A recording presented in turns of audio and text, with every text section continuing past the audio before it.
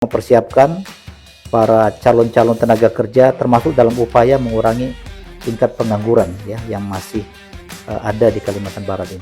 UPT yang ada ini bisa bersama-sama kita menyelamatkan generasi muda, generasi emasnya Kalimantan Barat yang nantinya akan menjadi tokoh-tokoh di Kalimantan Barat ini untuk jauh dari penyalahgunaan atau gelap narkotika. Dari keterampilan otomotif itu kami bukakan jendela bahwa ada dunia lain yang kompetitif, ada dunia lain yang menarik buat mereka kalau mereka serius dan membekali dirinya dengan skill-skill yang kompetitif.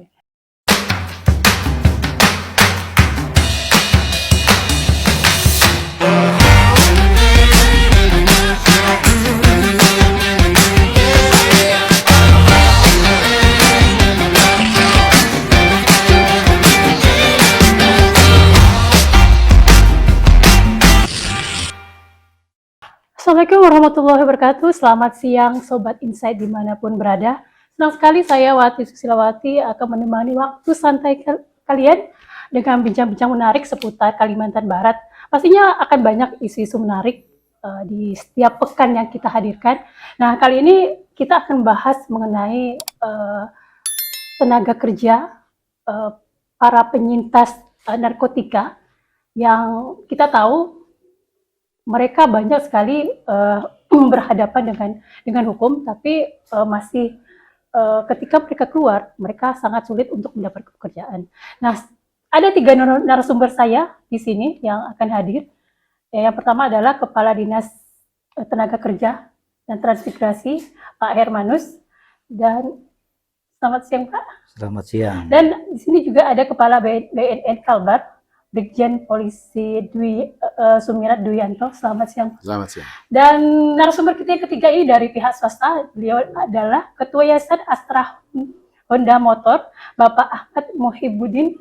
Selamat siang, Pak. Selamat siang. Nah, ini podcast yang spesial bagi saya karena ada 3 narasumber yang akan menemani saya untuk bincang-bincang menarik kali ini.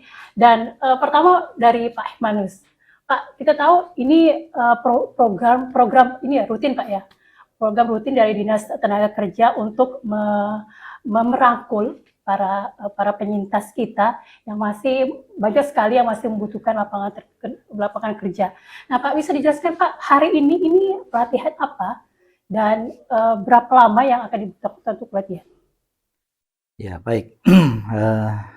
Hari ini sebagaimana mungkin yang tadi sudah sama-sama kita saksikan bahwa kita melaksanakan pelatihan berbasis kompetensi. Pelatihan berbasis kompetensi ini merupakan pelatihan yang memang lebih mengedepankan keahlian. Nah, dengan keberadaan UPT PKPTK ya, nama lain dari Balai Latihan Kerja.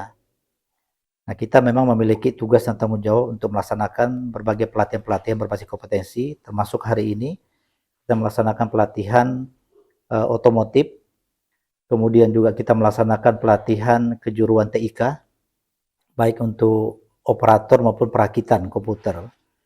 Kemudian kita juga melaksanakan pelatihan kejuruan bisnis dan manajemen.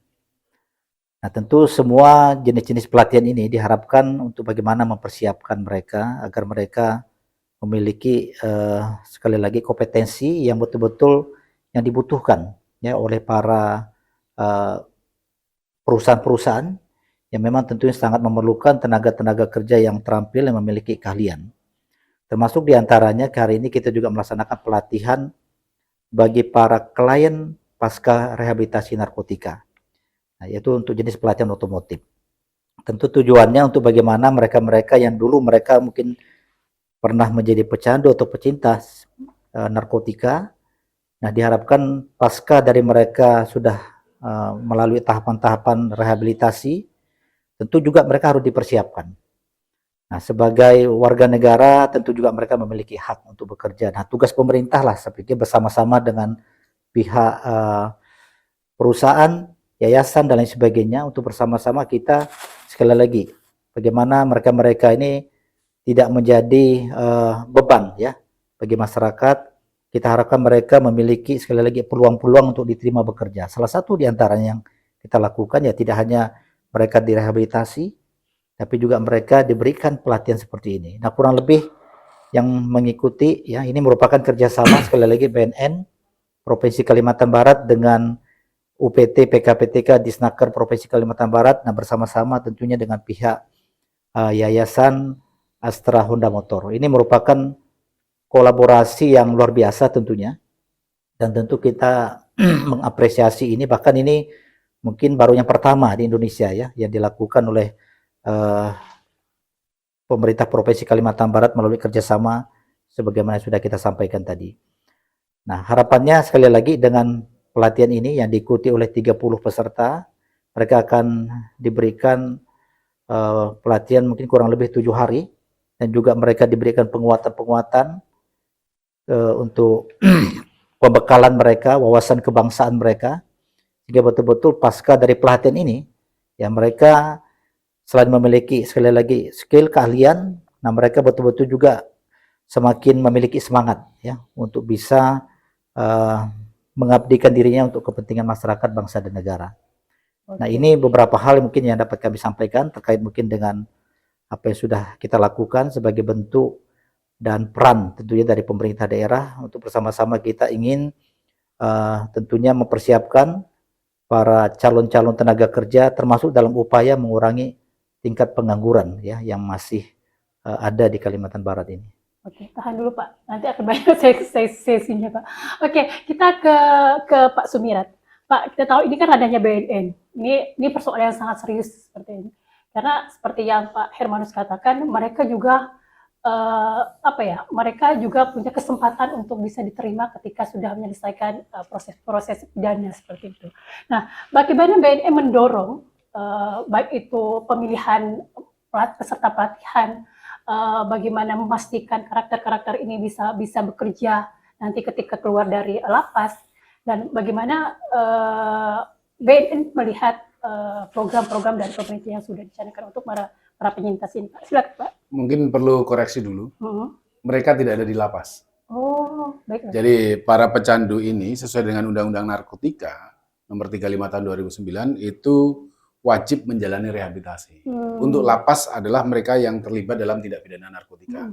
Ini perlu pemahaman yang sama sehingga masyarakat jangan kalau orang Jawa bilang gebiah-gebiah meratakan semuanya, semua pecandu ini di lapas, tidak. Mereka adalah pecandu ini adalah ada dia di rehab juga. Ada tempatnya yaitu di tempat rehabilitasi. Okay. Kecuali mereka yang pecandu juga menangkap pengedar. Itu mereka ada di lapas, tapi di lapas pun kesempatan mereka untuk mendapatkan rehabilitasi wajib diberikan juga. Oke. Mungkin mungkin pemahaman ini yang publik sangat kurang sekali. Mereka kebanyakan seperti saya juga, mereka beranggapan bahwa mereka yang direhabilitasi itu mungkin tidak semua masuk ke lapas, tapi ada sebagian seperti itu. Nah, penjelasan Bapak mungkin bisa memperjelas perbedaan antara keduanya. Oke, balik pertanyaan saya tadi Pak, bagaimana BNN mendorong persoalan pelatihan ini agar benar-benar menjadi program kerjasama seperti itu Pak? Yang pasti tadi saya awalin dari mereka itu adalah pecandu, mereka adalah orang sakit yang perlu mendapatkan pemulihan, perlu mendapatkan pengobatan, sama dengan orang sakit yang lain, sakit batuk, pilek, flu, jantung, dan lain sebagainya. Ini stigma tidak boleh tumbuh di dalam masyarakat. Yang terjadi di wilayah kita ini kan stigma. Iya, stigma. Betul. Mereka pemakai, hati-hati. Tidak. Kan gitu munculnya. Betul. Padahal mereka adalah orang sakit. Orang yang harus kita rangkul, bukan dipukul. Nah, orang sudah jatuh, dipukul lagi kan sakit 2 kali. Betul. Mereka harus kita rangkul. Merangkulnya bagaimana? Dengan pelaksanaan rehabilitasi. Jadi banyak sejak BNN berdiri, kita mencoba untuk menyadarkan masyarakat untuk datanglah ke BNN untuk mendapatkan rehabilitasi. Bahkan di Kalimantan Barat ini masih banyak orang yang berpikir dan dihembuskan oleh orang-orang lain mungkin yang tidak bertanggung jawab, bahwasanya kalau datang ke BNN nanti dipenjara. Tidak.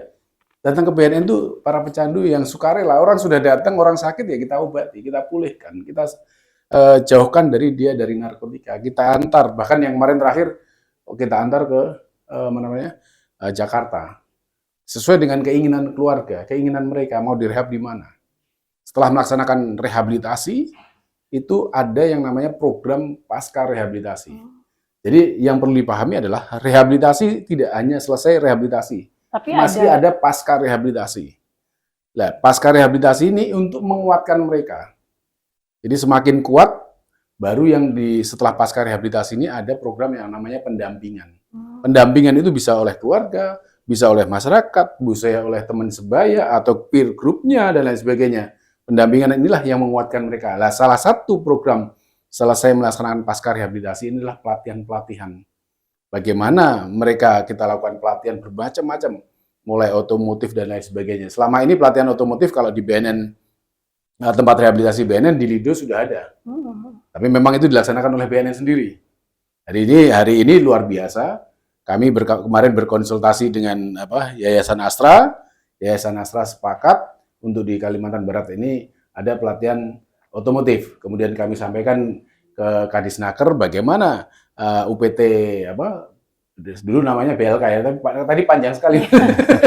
UPT yang ada ini bisa bersama-sama kita menyelamatkan generasi muda, generasi emasnya Kalimantan Barat yang nantinya akan menjadi tokoh-tokoh di Kalimantan Barat ini untuk jauh dari penyalahgunaan dan gelap narkotika.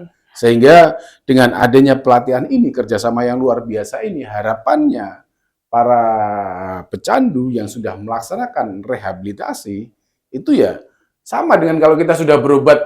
Contoh kemarin yang sudah pulang dari sakit COVID, pulang ya akhirnya kan pertama-tama masih jangan deket-deket lah, lu kan kemarin kena COVID. Sekarang ini sama, mereka adalah orang-orang yang kita harapkan bisa mendapatkan pekerjaan, bisa hidup normal, bisa bermanfaat bagi sesama dan lain sebagainya. Dan banyak orang-orang yang sebenarnya sudah saat ini duduk di bidang-bidang top manajemen dan juga membuka usaha di rumahnya masing-masing sehingga bisa normal. Dan bahkan ada seorang tokoh yang saat ini yang saya tahu di Kalimantan Tengah itu mantan pecandu sekarang sudah merehab 2.000 pecandu yang lain. Jadi kalau harapan saya di Kalimantan Barat juga bisa tumbuh seperti itu nanti. Sehingga jumlah pecandu 16.000 yang ada di Kalimantan Barat sebagaimana penelitian Badan Narkotika Nasional bersama BRIN dan LIPI itu bisa kita tekan, kita kurangi. Karena kita tahu pecandu 16.000 tadi memang tempat rehabilitasi kita masih sangat minim di Kalimantan Barat. Nah, bagaimana pemerintah daerah, masyarakat, tokoh adat, tokoh budaya, tokoh masyarakat kita bersama-sama bersatu padu, bahu-membahu termasuk dari swasta dan lain sebagainya, mengelola, merangkul, dan memulihkan dia untuk menjadi manusia seutuhnya kembali, bergabung dengan kita yang... Siap, Pak. Mungkin tadi itu PR bagi Dinas Tenaga Kerja untuk aspirasi dari BNN pastinya. Nah, tadi kita sudah mendengarkan dari Pak Hermanus mengenai programnya dan mengenai sebenarnya banyak nih Pak kalangan masyarakat tidak mengetahui program dari awal sampai akhir dari program BNN. Taunya itu rehabilitasi, tapi mereka tidak tahu di rehabilitasi itu ada program-program apa saja yang diperlukan di sana seperti itu. Oke Pak juga nanti isunya kita akan kembangkan lagi. Nah kita menuju ke Pak Ahmad. Kita tahu bahwa tidak banyak sektor swasta Pak ya, mungkin Bapak-Bapak di sini juga tahu bahwa banyak sekali sektor swasta dalam ini pemilik usaha atau pengusaha yang sangat antipati, sangat berstigma negatif kepada kalangan-kalangan pecandu seperti itu. Bagaimana Astra membuka peluang dan merangkul para pecandu ini untuk kita kerjasama, kita latih mereka untuk menyelamatkan seperti Pak Sulit katakan generasi muda kita. Ya, saya kembali lagi ke stigma. Nah, tadi saya coba inlinekan dengan yang Pak Sumirat katakan. Stigma itu macam-macam gitu kan. Nah, ini yang perlu kita luruskan gitu, bahwa semua orang itu punya hak yang sama termasuk dalam mendapatkan pekerjaan selama dia memiliki skill dan kemampuan yang memang dibutuhkan oleh pihak swasta. Saya nggak mau seolah-olah saya mewakili pihak swasta banyak, karena masing-masing company pasti punya policy yang beragam gitu kan. Tapi yang terpenting adalah jangan kita melanjutkan stigma-stigma yang nggak bagus tadi itu. Jadi ini membuat para penyintas ini udah takut duluan sebelum melangkah. Ini yang saya khawatirkan. Dengan kita mendiskusikan stigma, nah kami di Yayasan Astra Honda Motor, kami ingin beyond itu. Nah, kami di yayasan itu kita punya program community development. Salah satunya kita mendampingi, mengembangkan beberapa komunitas anak muda untuk bisa tumbuh mandiri, menciptakan lapangan kerja untuk yang lain, atau mungkin bekerja di jaringan bengkel kami. Nah, kami ketemu dengan BNN. Seperti yang saya sampaikan tadi, kami tidak ingin berkutat pada stigma-stigma yang ada. Kami ingin jauh beyond stigma itu. Karenanya kami pun menyambut baik ajakan untuk bersinergi dengan BNN untuk bagaimana kita bisa membuat anak-anak para penyintas ini punya semangat lagi, punya gairah hidup lagi, bahwa mereka itu punya masa depan. Tadi saya diskusi sama teman-teman para penyintas, tadi saya sampaikan bahwa mereka bisa kompetitif, mereka bisa bermanfaat untuk orang lain kalau mereka memiliki skill, memiliki keterampilan yang bisa diterima oleh masyarakat. Kami berusaha membekali mereka dengan hal-hal positif yang saya harapkan ini bisa menjadi bekal mereka untuk kompetitif di publik. Gitu. Tentu yang terkait dengan sepeda motor. Terkait sepeda motor itu banyak halnya. Misalkan mereka bisa menjadi teknisi sepeda motor, menjadi mekanik sepeda motor, atau mereka, tadi saya challenge, kalau kalian punya passion, punya mimpi, harus di breakdown tuh mimpinya.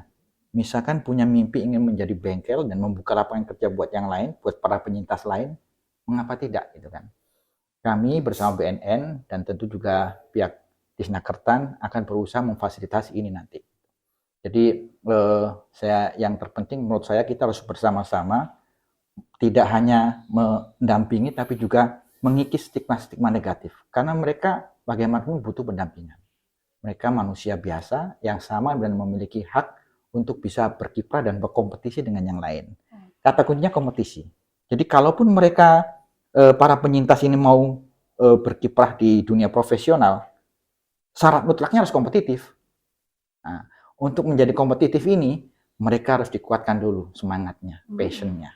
Nah, kami bersama BNN dari Disnakertan hari ini itu berusaha mengajak semua kalangan, semua pihak yang related dengan program ini untuk bisa bareng-bareng memikirkan dan mendampingi para penyintas ini untuk bisa kompetitif masuk ke ruang publik gitu ya. Oke Pak, kalau kita bicara mengenai semangat, terus bagaimana kita mendidik karakter para penyintas ini untuk percaya diri Pak ya. Karena memang kalau udah percaya dirinya turun, itu akan susah untuk melangkah ke depan. Oke, Pak, kita kembali ke Pak Hermanus. Ya. Pak, tadi kan kita sudah mendengar dari harapan dari dua narasumber kita mengenai sebenarnya mereka ini adalah para anak muda yang masih katakanlah pengangguran terbuka. Yang kita tahu jumlah pengangguran kita meskipun tidak banyak, tapi cukup lumayan seperti itu. Nah, apakah pemerintah provinsi punya program unggulan atau maksimal program untuk setidaknya ini menjadi prioritas? Ya, jadi dalam upaya kita untuk mengurangi tingkat pengangguran, dan memang ini menjadi tugas utama kami, artinya banyak program-program yang harus kita lakukan, termasuk diantaranya ya bagaimana kita melaksanakan pelatihan ya, seperti yang kita lakukan pada hari ini. Sasaran dari pelatihan ini sendiri tentu sekali lagi tidak hanya mungkin masyarakat-masyarakat yang masih menganggur ya, tapi masyarakat-masyarakat yang memang mengalami masalah juga seperti yang terjadi pada hari ini. Mereka para penyintas pernah menjadi pengguna narkotika. Saya pikir ini juga bagian yang memang menjadi hal yang tentunya sangat penting dan utama untuk bagaimana kita menyelamatkan para generasi muda. Mereka ini kan adalah korban ya. Tentu sekali lagi pemerintah memberikan kesempatan kepada semua lapisan masyarakat untuk mereka bisa bekerja dengan sebaik-baiknya, dengan memanfaatkan peluang-peluang yang ada. Nah, kita menyadari mereka ini tentu sekali lagi kan peluang dan kesempatan ada, tapi kan kapasitas mereka yang mungkin juga sangat terbatas karena memang tidak memiliki keahlian ya dan keterampilan. Nah, inilah saya pikir bagaimana pemerintah tentu hadir, negara hadir untuk bagaimana memberikan kesempatan kepada mereka mengikuti pelatihan-pelatihan seperti ini, dan ke depan tentu masih banyak ya masyarakat-masyarakat kita yang mengalami masalah, yang sakit ya dan lain sebagainya yang harus kita selamatkan. termasuk juga bagaimana kita juga memberikan porsi misalnya kepada para penyandang disabilitas ya dan lain sebagainya. Ini juga harus menjadi bagian ya yang memang kita berikan juga artinya porsi dan kesempatan kepada mereka untuk mendapatkan pelatihan-pelatihan demi mereka sekali lagi memperoleh adanya keterampilan dan keahlian yang memang ya sebagaimana tadi sudah disampaikan oleh pihak Astra. Ya tentu sekali lagi untuk mereka bisa mendapatkan peluang dan kesempatan selain semangat yang tentunya harus menjadi modal, mereka juga harus memiliki ya keahlian, kompetensi. Dan sekali lagi kita tentu memberikan apresiasi bagaimana tugas ini bisa kita lakukan secara bersama-sama, kolaborasi, tidak hanya menjadi tugas pemerintah, tidak hanya menjadi tugas Disnaker, tapi ternyata kita bisa dengan kerjasama seperti ini dengan BNN yang dulu mungkin ya hampir dikatakan belum pernah ada ya kolaborasi seperti ini. Karena saya juga lama di Kesbangpol, termasuk dalam rangka untuk bagaimana kita juga ingin melakukan upaya-upaya pencegahan terhadap para pengguna narkotika ini. Nah ini sebuah terobosan sehingga bisa diharapkan menjadi role model ya dalam upaya kita untuk bagaimana sekali lagi tidak hanya dari satu sisi kita ingin menyelamatkan mereka pasca rehabilitasi, tentu juga masih ada potensi-potensi ya mereka bisa kembali. Nah selain upaya kita untuk memulihkan mereka, tentunya juga adalah bagian dari upaya kita juga untuk bisa mengurangi ya tingkat pengangguran. Yang mana tingkat pengangguran ya sebagaimana kita ketahui di Kalimantan Barat ini data di tahun 2023 kurang lebih 5,11 ya. Nah, ini kemudian tentu harus kita turunkan secara bertahap. Nah, diharapkan mungkin tahun 2024 ini tingkat pengangguran itu semakin berkurang dengan adanya pelatihan-pelatihan yang sudah kita berikan secara bersama-sama Pak ya. Oke, Pak Sumirat, kita tadi juga paham bahwa mereka ini kan ketika masuk ke rehab, mereka ini kan kembali ke ini Pak, bagaimana mereka memulihkan diri. Nah, bagaimana BNN memberikan pemahaman-pemahaman, terutama ketika mereka akan kembali ke masyarakat. Seperti apa Pak? Yang pasti rehabilitasi ada berbagai macam metode. Yang utama adalah berbasis masyarakat, berbasis agama, berbasis therapeutic community, berbasis medis, berbasis sosial, banyak sekali. Nah, ini masing-masing akan berbeda cara. Kenapa terlalu banyak Pak? Apakah memang mereka ini butuh pemahaman dari awal lagi, atau memang karena mereka sakit, mereka recovery harus komprehensif seperti itu? Setiap individu memiliki keunikan masing-masing. Setiap individu memiliki sesuatu yang nggak mungkin saya mencintai banyak orang gitu. Saya mencintai ya satu orang, istri saya. Nggak tahu kalau orang lain. Kan gitu. Ya saya yang paling cocok ke situ. Oke. Saya ada pecandu dimasukkan berbasis agama misalkan. Beliau nggak bisa diajarin agama, nggak bisa. Ya beliau lari ke basis medis. Medis nggak bisa, lari ke sosial. Jadi nggak mungkin Mbak siapa tadi? Mbak Wati mencintai banyak orang. Semuanya. Jadi sama. Saya sudah bekerja di Kepolisian RI. Saya bekerja di BNN, ya saya cintanya di BNN ini. Bapak di Pemprov, ya sudah, sama. Cocok dengan dokter juga sama kan? Iya. Kita datang ke dokter, kok nggak sembuh-sembuh ke sini. Saya datang ke dokter ke sini. Jadi bisa dikata pendekatan itu banyak Pak ya? Pendekatan itu banyak, dan itu masing-masing individu punya cocoknya kemana. Oh, kalau seandainya Pak saat pemulihan ini cocoknya di ini berarti. Contoh yang terakhir, saya tidak mau cerita, ada orang yang 7 jam dari Pontianak ini datang ke saya, Pak, saya tidak mau rehabilitasi di BNN, tapi saya mau rehabilitasi di yang berbasis agama. Ya sudah, tidak apa-apa. Di mana kamu mau? Di sini. Saya mau. Ya sudah, kita antarkan yang ke tempat rehabilitasi berbasis agama. Di situ ya metodenya mungkin semua dipakai, tapi yang 60% ke atas itu terkait dengan agama.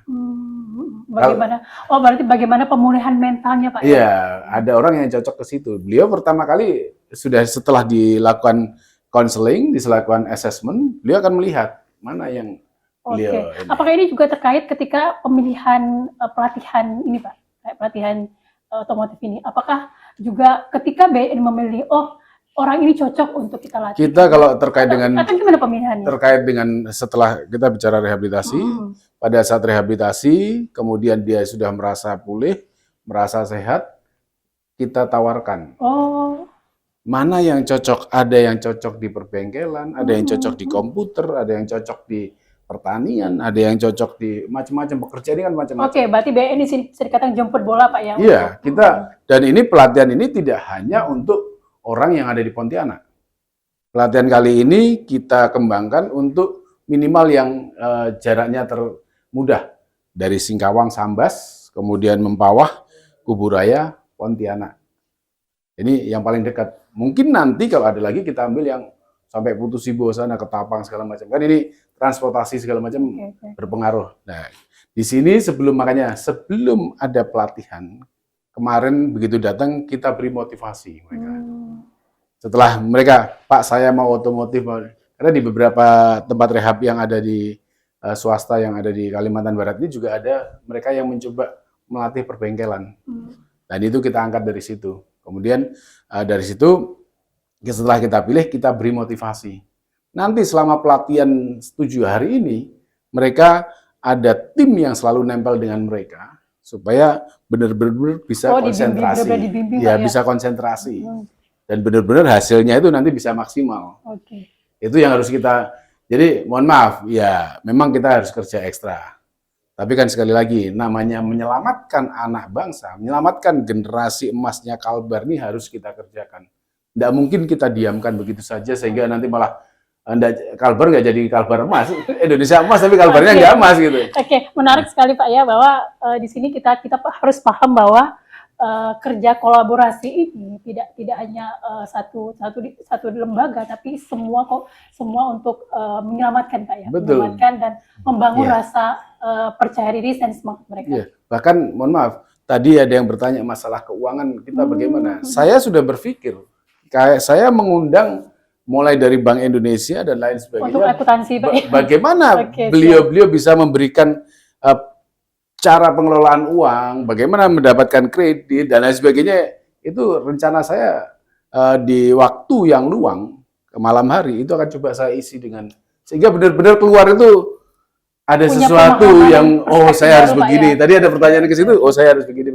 Oke. Punya mimpi baru Pak ya. Punya semangat baru pastinya. Oke, Pak Ahmad. Saya sangat penasaran sekali bagaimana Astra itu membangun komunikasi baik itu pemerintah maupun BNN untuk benar-benar yuk kita keroyokan yuk untuk kita visinya atau misinya itu menyelamatkan generasi bangsa kita. Ya, pertama tadi saya sampaikan bahwa Yayasan Astra Honda Motor itu kan memang punya beberapa pilar concern gitu, safety riding, dan yang terkait dengan ini adalah community development.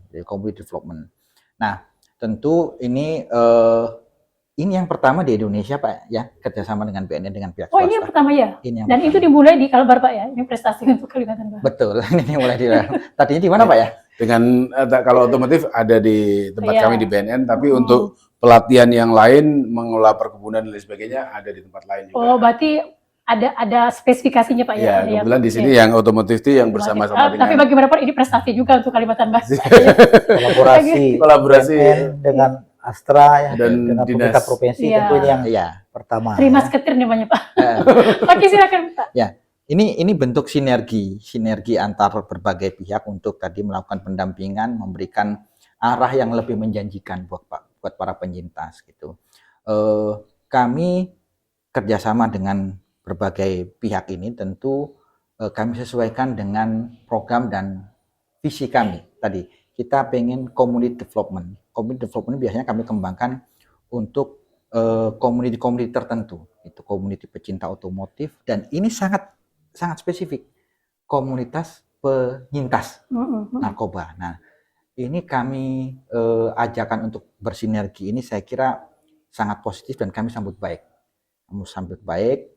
Bersama BNN sehingga kami pun dibantu dengan tim kami Astra Motor Pontianak sebagai pelaksana yang nanti akan mendampingi, memberikan training dan mungkin juga akan menyiapkan lapangan kerja buat mereka di masa mendatang setelah mereka memiliki kompetensi yang mumpuni dan kompetitif untuk bisa bersaing dengan pihak lain. Oke, menarik Pak ya. Kami ingin ini, tadi disampaikan bahwa dari program ini suatu saat ada penyintas yang sukses di bisnis Ya, otomotif. ada local champion Pak ya, local hero. Champion di bisnis. Oke. Ini pertanyaan terakhir Pak. Masing-masing silakan mengemukakan pemahamannya seperti itu. Pak, apa yang ingin dicapai atau goals yang ingin dicapai terkait pelatihan ini? Seperti yang Pak Ahmad katakan, Astra ingin menciptakan local champion dari Astra. Bagaimana Astra itu memberikan kesempatan bagi semua orang, semua kaum marginal untuk bisa membuktikan diri. Atau BNN, inilah dia yang dilahirkan BNN, yang mereka penyintas sampai mereka bisa sukses. Atau dari pemerintah, ini program yang berhasil. Mungkin tahun depan akan lebih banyak program lainnya. Oke, silakan yang bisa mulai. Pak Hermanus dulu. Ya, jadi tujuannya diharapkan dari kegiatan pelatihan ini tentu dalam kapasitas kami ya, Dinas Tenaga Kerja, kami berharap tentunya melalui pelatihan ini akan semakin banyak para calon-calon tenaga kerja yang memang memiliki sekali lagi keahlian, memiliki kompetensi dan diharapkan mereka dapat memperoleh pekerjaan yang layak ya, sehingga pada gilirannya ini juga akan semakin mampu mengurangi atau menekan tingkat pengangguran sesuai dengan apa yang menjadi tugas kami. Nah, oleh karena itu, poin penting lainnya juga bisa kita ambil dari kegiatan ini. Nah, bagaimana dalam mengatasi pengurangan tingkat pengangguran ini, memang tidak bisa dibebankan itu semata-mata kepada tugas pemerintah, baik pemerintah pusat maupun pemerintah daerah, tapi memang perlu artinya kita secara bergotong royong melakukan kerjasama kolaborasi ya antar pihak, baik pihak pemerintah pusat, pemerintah daerah, instansi pemerintah lainnya atau instansi vertikal, dan tentu dengan dukungan atau support dari pihak swasta. Nah, inilah saya pikir apa yang kita lakukan pada hari ini. Kita tentunya bisa melaksanakan pelatihan otomotif bagi para klien pasca rehabilitasi. Tentu ini kita harapkan tidak berhenti di tahun ini saja ya mungkin ya, tapi kita harapkan ke depan semakin banyak mungkin pihak-pihak swasta yang juga bisa melakukan hal yang sama atau melakukan jenis-jenis pelatihan lainnya yang sesuai tentunya banyak pihak lain, ya, Pak, ya, yang sesuai dengan apa yang memang menjadi segmen pasar selama ini. Kalian-kalian yang memang perlu dipersiapkan secara bersama-sama. Nah, itu saya pikir poin penting yang bisa kita tangkap dari kegiatan pelatihan ini, dan mudah-mudahan sekali lagi kita berharap output dari pelatihan ini ya, ini juga selain memberikan kompetensi kepada mereka, mereka juga bisa diterima bekerja di perusahaan-perusahaan atau mungkin akan membuka usaha dan lain sebagainya. Nah, yang penting, nah ini adalah bagian dari upaya kita untuk bagaimana menyelamatkan mereka sebagai generasi bangsa. Oke, menarik Pak ya. Oke, Pak Sumirat, apa goals dari BNN? Yang pasti kalau kita bicara Undang-Undang Narkotika, tujuan lahirnya Undang-Undang Narkotika adalah mencegah, menyelamatkan generasi atau bangsa Indonesia dari penyalahgunaan dan peredaran gelap narkotika. Ada 4, tapi yang satu poin itu yang terkait dengan hal ini. Mencegah dan menyelamatkan generasi atau bangsa Indonesia dari penyalahgunaan dan peredaran gelap narkotika. Sehingga dengan adanya kegiatan ini, mencegah itu ada baik itu secara komunikasi, edukasi, sosialisasi, juga melakukan rehabilitasi itu bidang pencegahan. Termasuk memberdayakan mereka dari tempat yang, mohon maaf, terpuruk menjadi bisa bangkit kembali, itu juga pencegahan. Supaya mereka tidak melakukan kriminalitas yang lain. Yang lebih berbahaya kalau kita diamkan, mereka apalagi tidak punya pekerjaan, akan mencari menjadi kriminal-kriminal baru. Ya, merasa tidak dipedulikan. Apalagi tidak dipedulikan, menjadi kriminal-kriminal baru. Dan mohon maaf, tadi kembali lagi stigma itu juga saya ngapain nggak bisa masuk ke sana. Makanya mereka kita rangkul, kita berikan kasih sayang, harapannya dengan rangkulan, dengan kasih sayang ini mereka akan tumbuh, mereka percaya diri, punya semangat, potensi dan lain sebagainya, sehingga bisa kompeten untuk bersaing dengan yang lain, dan akhirnya dari zero menjadi hero. Oke. Itu yang kami inginkan, dan Siap. kerjasama dengan berbagai instansi pemerintah daerah, pusat, dan juga swasta ini satu hal yang luar biasa yang mudah-mudahan ke depan akan semakin banyak teman-teman dari swasta yang lain juga ikut bergabung melihat selama ini yang diberikan di dinas untuk pendidikan dan sosial. Sementara kita tahu banyak pecandu, bahkan mohon maaf, mereka yang IQ-nya di atas rata-rata pun itu kalau mendapatkan beasiswa pendidikan dan sebagainya, kalau dia jatuh ke narkotika.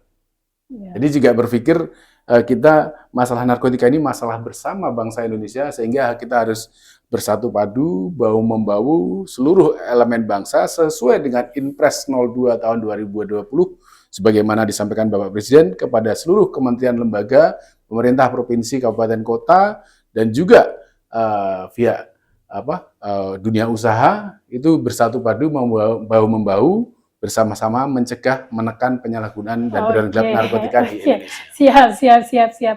Mungkin jika ini berhasil, Pak, ini jadi pilot project tersukses BNN Kalbar mungkin, Pak, ya. Siap. Kemarin sudah kami laporkan ke Pak Kepala dan beliau apresiasi, dan kemungkinan juga beliau dalam waktu dekat juga akan datang ke Kalbar. Oke, siap.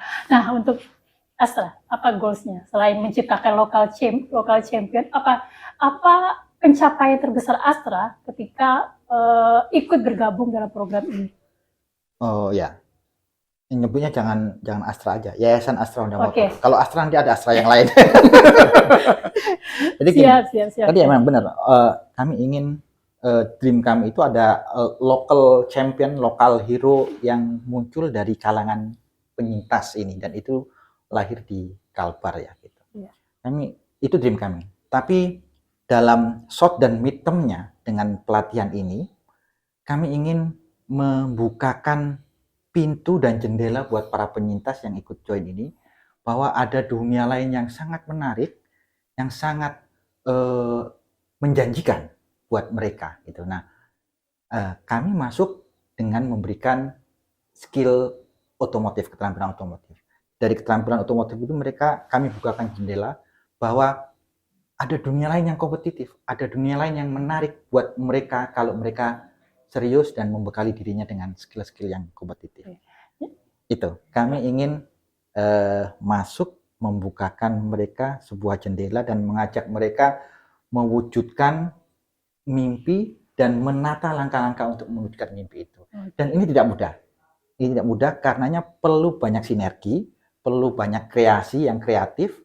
Tadi saya sampaikan selain otomotif, keterampilan otomotif, mungkin pihak Disnaker dan BNN nanti bisa menggandeng pihak lain untuk memberikan keterampilan yang kekinian, misalkan digital marketing atau whatever gitu kan. Yang penting mereka bisa melihat dunia lebih optimis, bahwa mereka bisa berkontribusi untuk masyarakat. Oke.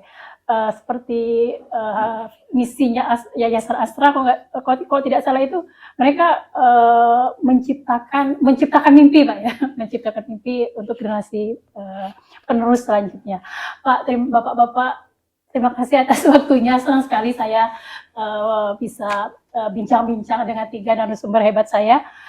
Sekali lagi sukses dengan pelatihannya, Pak, dan pastinya tidak sampai di sini, akan ada pelatihan-pelatihan berikutnya yang pastinya akan semakin banyak mimpi-mimpi anak-anak muda kita, Pak, ya.